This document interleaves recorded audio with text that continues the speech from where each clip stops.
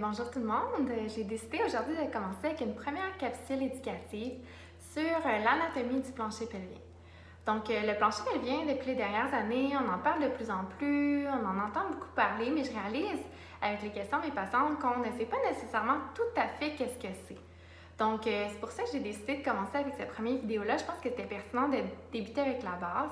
Comme j'ai fait à chaque première consultation avec une patiente, là, je vais toujours prendre un bon 5 minutes pour faire un petit cours 101 sur l'anatomie de notre plancher pelvien.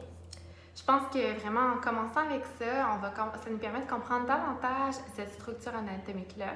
Ça nous permet de comprendre un petit peu plus les symptômes qui peuvent apparaître suite à une dysfonction musculaire, puis aussi de comprendre un petit peu plus le rôle qu'on peut avoir là, en tant que physiothérapeute périnéal.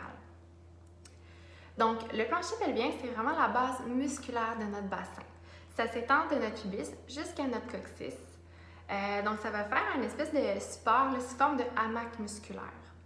C'est important de savoir que tout le monde a un plancher pelvien, les hommes, les femmes et les enfants, on a tous un plancher pelvien. Le plancher pelvien va être constitué de 3 plans musculaires. Il va y avoir un plan superficiel, un plan moyen et un plan profond.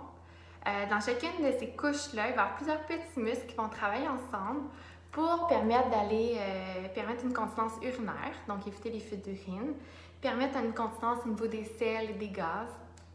Ça va également jouer un rôle au niveau du tonus de l'entrée vaginale, donc d'éviter les relations sexuelles avec douleur, par exemple, ou de contribuer à améliorer la sensation à la pénétration vaginale. Ça va également jouer un rôle au niveau de support des organes internes. Donc, chez la femme, il va y avoir l'utérus, il va y avoir également la vessie, le rectum. Tout ça, ça va être des organes qui vont être supportés par la base musculaire de notre plancher pelvien. Donc, en comprenant un petit peu mieux l'anatomie de notre périnée, je pense qu'on peut un petit peu plus facilement comprendre pourquoi une dysfonction périnéale pourrait entraîner des symptômes. Les symptômes qui peuvent apparaître là, suite à une dysfonction périnéale vont être très fréquents chez la femme.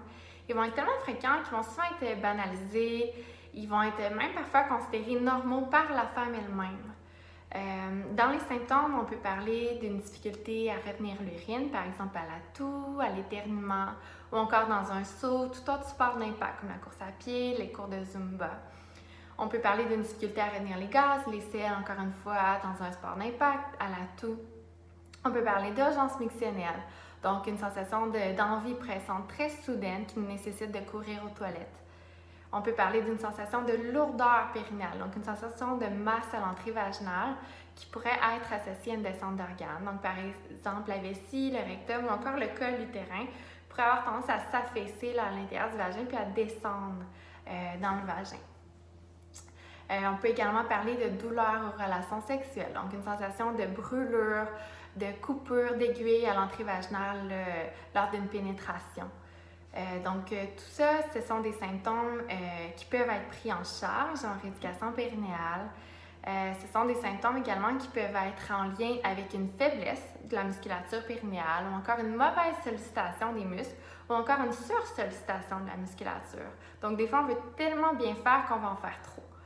Je pense que c'est intéressant d'être informé par rapport à cette région musculaire-là qu'on a toutes et des symptômes qui peuvent y être associés. Donc, restez à l'affût parce que dans ma prochaine capsule éducative, je vais vraiment vous enseigner comment aller recruter votre musculature. Donc, je vais vous démontrer comment aller faire un exercice de renforcement musculaire à domicile. Je vais vous dire quels muscles recruter, quels muscles ne pas recruter pour que vous soyez capable de voir à la maison comment vous êtes capable de commencer à recruter cette musculature-là, quels symptômes, quel impact que ça peut avoir sur vous là, à court terme. Donc, je n'hésite pas à partager cette vidéo-là aujourd'hui. Merci d'avoir regardé. Je vous encourage à taguer les noms des personnes chez qui vous pensez là, qui pourraient être intéressées à en apprendre davantage sur la musculature périnéale. Puis, je vous dis à demain. Bye bye!